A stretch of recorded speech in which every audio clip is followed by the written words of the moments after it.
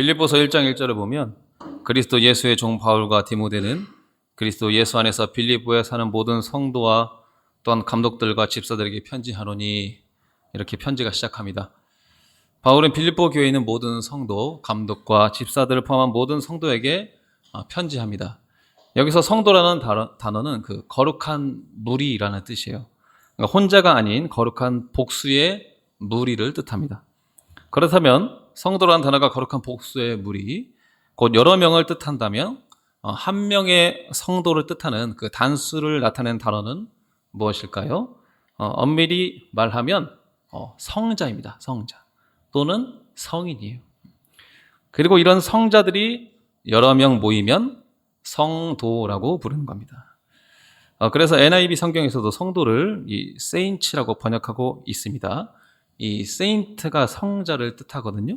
그러니까 성자들이 모이면 성도라는 뜻이 되는 겁니다. 그런 의미에서 여기 계신 분들은 모두 다 성자입니다. 베드로, 바울만 성자, 성인으로 불리는 것이 아니라 여기 계신 모든 분들이 다 그리스도의 은혜 아래에 존재하기에 성자, 성인입니다. 그래서 우리가 모두 함께 모이면 성도라고 불리는 겁니다. 내가 성자라니, 내가 성인이라니 뭔가 부담스럽습니다. 이게 생각할 수도 있죠. 그러나 여러분은 그리스도 안에서 모두 성자, 성인이 확실해요. 그런 의미에서 우리 다 같이 옆에 계신 분들과 함께 이렇게 인사 한번 해보겠습니다. 성자님 반갑습니다. 만나서 영광입니다. 여러분들 다 성자, 성인이에요. 그래서 우리 성도가 되는 겁니다. 물론 주님 안에서 그렇다는 거예요. 주님 안에서. 그렇지만 이 성도라는 단어를 사실 별 깊이 생각하지 않다가 이렇게 들어보니까 약간 부담감이 오죠. 이처럼 우리는 주님 안에서 성도라 일컬어지는 사람들입니다. 그렇다면 성도에게 요구되는 특별한 삶이 있을까요? 당연히 있습니다. 세상의 기준과는 전혀 다른 성도에게 마땅히 기대하는 삶이 있어요. 이미 아주 오래전 구약시대부터 있었습니다. 하나님께서 내가 거룩하니 너희도 거룩하라 말씀하신 것처럼 하나님께서는 당신의 백성들에게 원하시는 독특한 삶의 모습이 있어요. 그래서 오늘 우리는 당시 바울이 처한 그 상황을 한번 살펴보면서 성도의 삶에 대해서 한번 알아보려고 합니다. 오늘도 말씀 속에서 하나님의 뜻을 바로 알고 깨닫게 되는 귀한 시간이 되시기를 바랍니다. 바울이 처한 상황을 한번 알아보기에 앞서서 성도의 삶은 누군가에게 영향을 끼치는 삶이란 걸 기억하면서 시작하는 게 좋을 것 같아요. 좋든 나쁘든 영향을 준다는 의미도 있겠고 누군가를 의식해야 한다는 의미도 있을 겁니다. 성도의 삶이 그래요.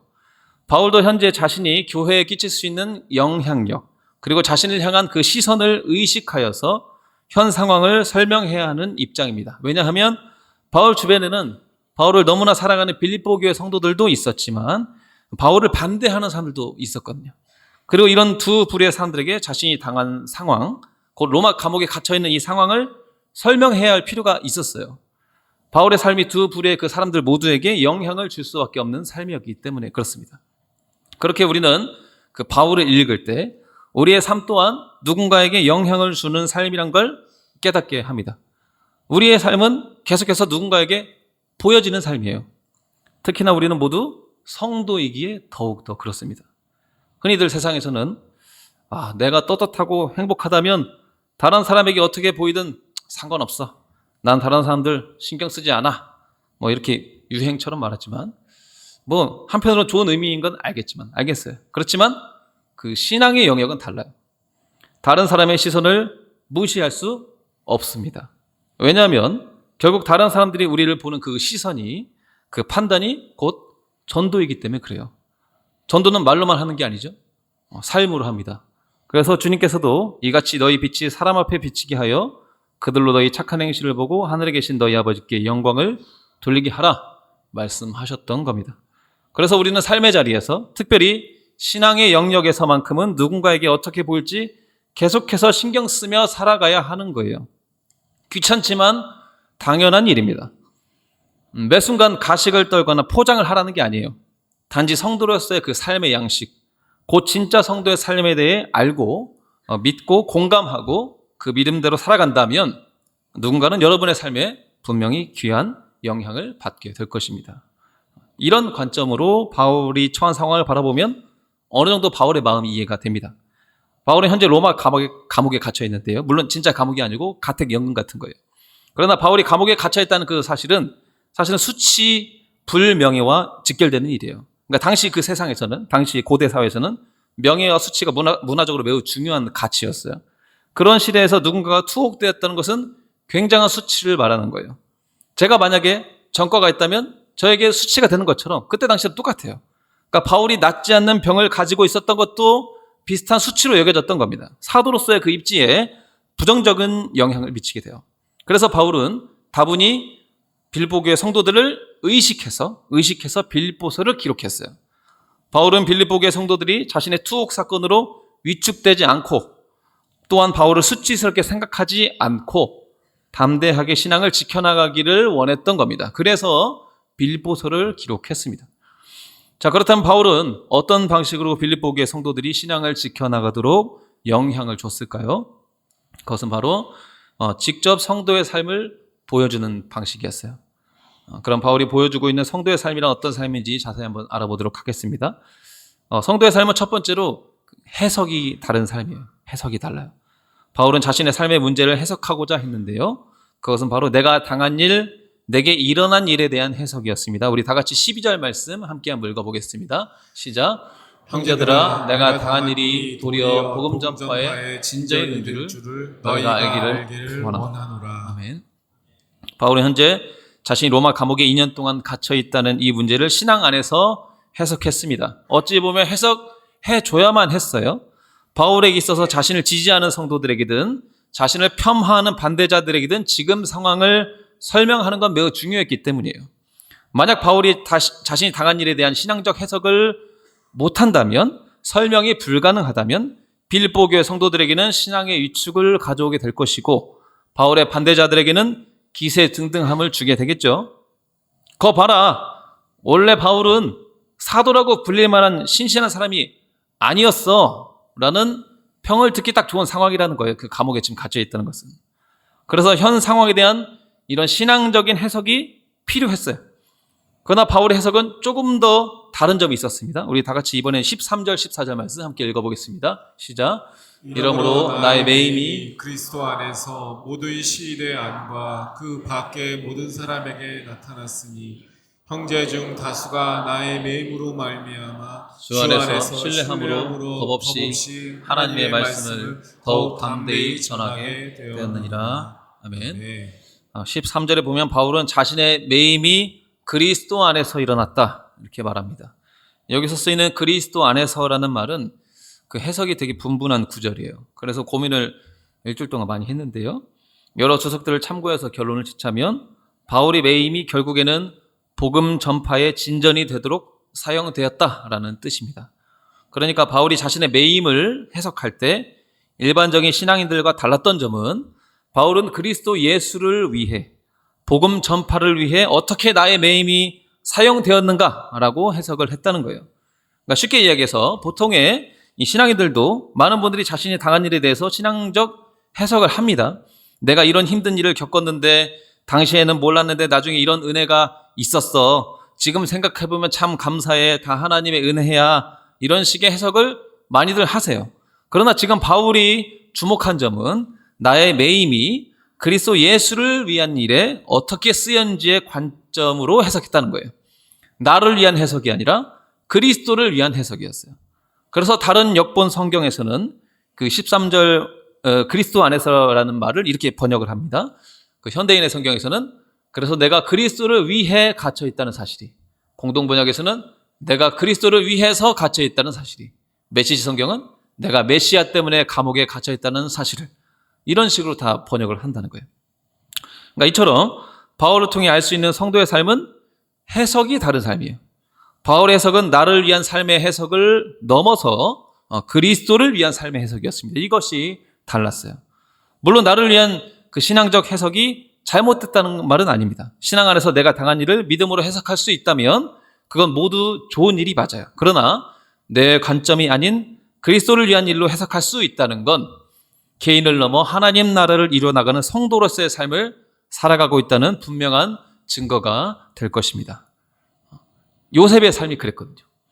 요셉은 형제들에게 미움을 받고 머나먼 타국에 팔렸으며 종살이, 감옥살이, 누명 등등등 지긋지긋한 고생을 오랫동안 했지만 그럼에도 자신의 고난을 통해 하나님께서 일하신다는 해석을 간직했어요.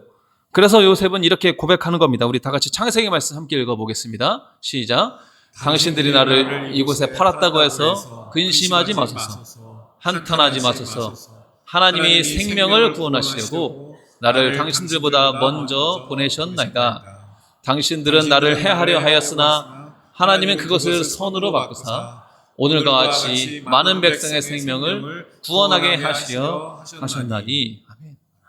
이것이 요셉의 고난에 대한 해석이에요.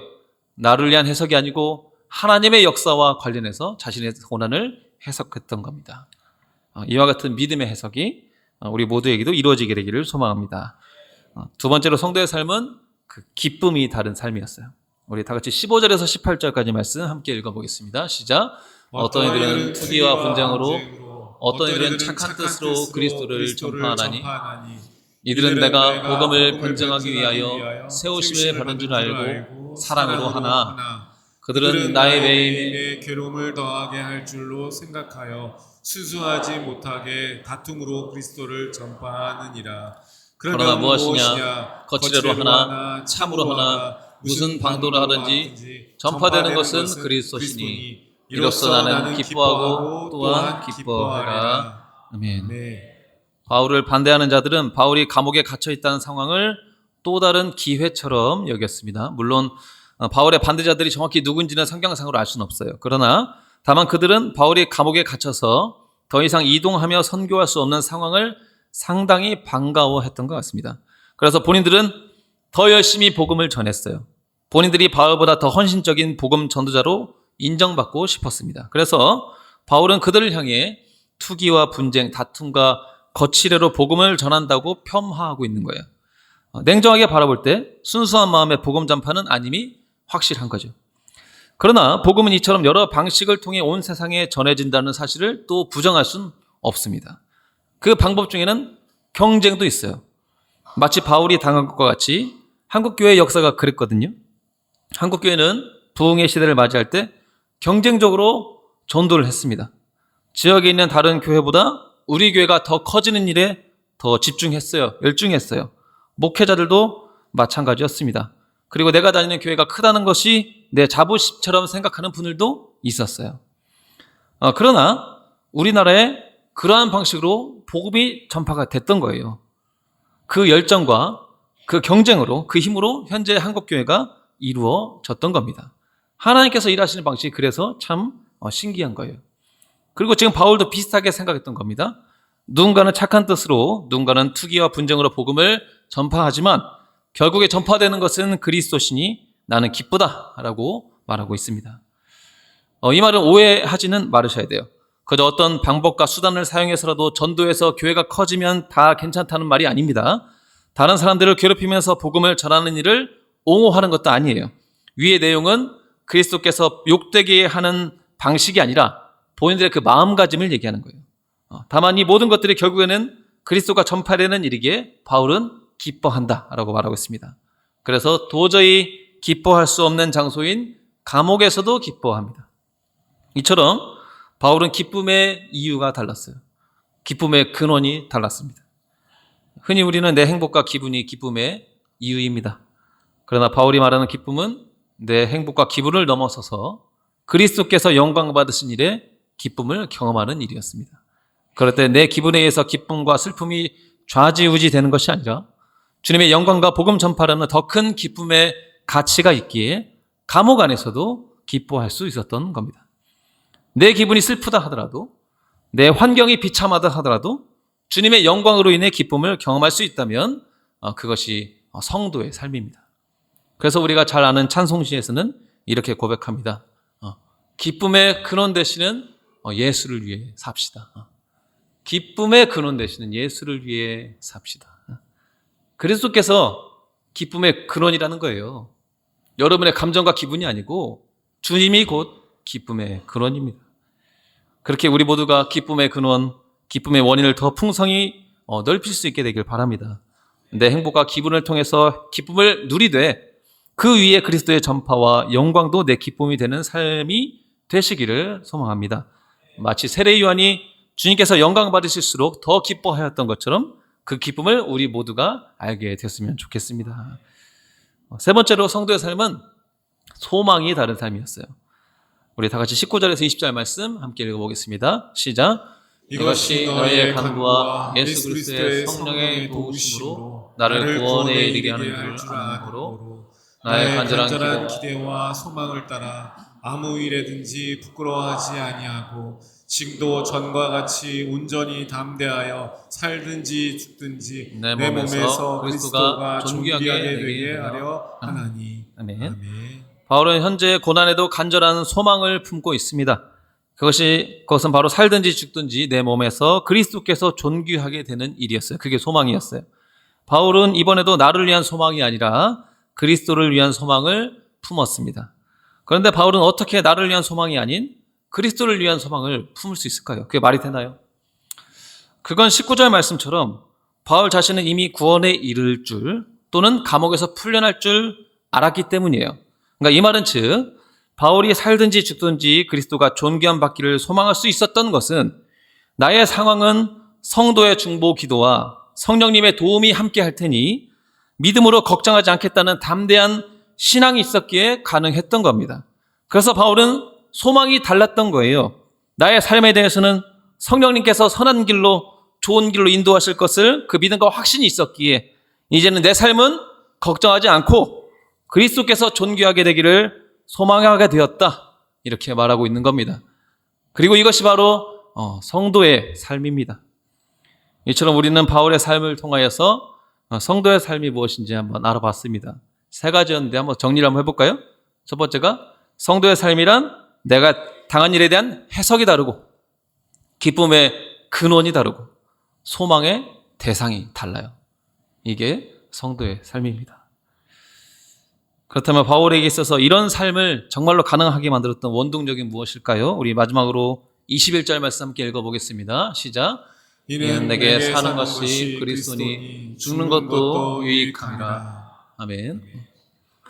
바울은 삶과 죽음에 대한 새로운 시각을 가지고 있었습니다. 우리가 생각하는 것과는 전혀 다른 죽음에 대한 새롭고도 확고한 정의가 있었어요. 먼저 삶에 대한 정의부터 한번 살펴보겠습니다. 21절 말씀 처음에 내게 사는 것이 그리스도니라고 기록하고 있는데요. 이 말은 더 쉽게 풀어서 설명하자면 그 사는 것 자체가 그리스도다라는 말이에요. 그 NIV 성경에도 to live is Christ 이렇게 기록하고 있는데요. 해석하자면 인생을 사는 것이 그리스도다 이런 말입니다. 그러니까 생각해보면 참 이게 심오한 말이에요. 사는 것이 그리스도다. 사는 것이 그리스도란 말은 그리스도를 위하여 사는 삶이나 그리스도가 삶의 구원이라는 말이 아니라 그것이 아니라 삶 자체가 그리스도라는 거예요. 더 정확한 의미로는 삶 자체가 그리스도에 의해서 온전한 통치를 받았다는 의미입니다. 내 삶 자체가 주님께 완전한 통치를 받으니 삶을 사는 것 그 자체가 그리스도다라고 고백하고 있습니다. 그리고 바울은 이어서 죽음에 대해서도 설명합니다. 죽는 것도 유익함이라. 이 말은 무엇을 의미하는 걸까요? 이 말은 앞에 나오는 사는 것이 그리스도다와 연결해서 해석을 해야 돼요. 그래서 죽음이 왜 유익하냐면 우리가 사는 동안 그리스도의 통치 안에 살아가는데 죽는다면 마침내 주님을 영원히 소유하고 영원히 누리게 될 것이므로 죽음도 유익하다라고 말하는 겁니다. 무슨 말인지 알겠죠? 그렇게 바울은 이런 삶과 죽음에 대한 믿음의 시각이 있었기에 곧 사는 것이 그리스도라는 이 신앙을 간직했기에 성도의 삶을 현실에서 살아낼 수 있었던 겁니다. 그것이 바울의 삶이었어요. 철저히 그리스도로 살아갔던 바울의 삶이었습니다. 그렇게 바울에게는 죽는 것도 유익하다 이렇게 고백할 수 있었던 겁니다. 바라기는 이곳에서 함께 예배드리는 모든 성도님들의 삶도 이런 성도의 삶을 따라갈 수 있게 되기를 또 소원합니다. 이제 말씀을 좀 마치려고 해요. 여러분 현재 어떤 삶을 살고 있습니까? 성도의 삶을 살고 있습니까? 그리스도의 온전한 통치 아래 살아가는 그런 삶을 살고 있습니까? 그래서 바울이 말했던 것처럼 내 삶 자체가 그리스도다. 외칠 수 있는 삶을 살아가고 있습니까? 아니면 그저 예배에 정기적으로 나오고 성경을 조금 알고 있는 삶을 살아가고 있습니까? 그러나 반드시 기억하셨으면 좋겠습니다. 진정 내 삶이 그리스도다라는 신앙을 간직할 때, 그것을 믿을 때, 하나님의 통치를 받아들여 세상을 살아갈 때, 그때 우리는 비로소 성도의 삶을 살아갈 수 있을 겁니다. 죽음마저도 나는 유익합니다 라고 담대히 외칠 수 있는 성도의 삶을 살아갈 수 있을 겁니다.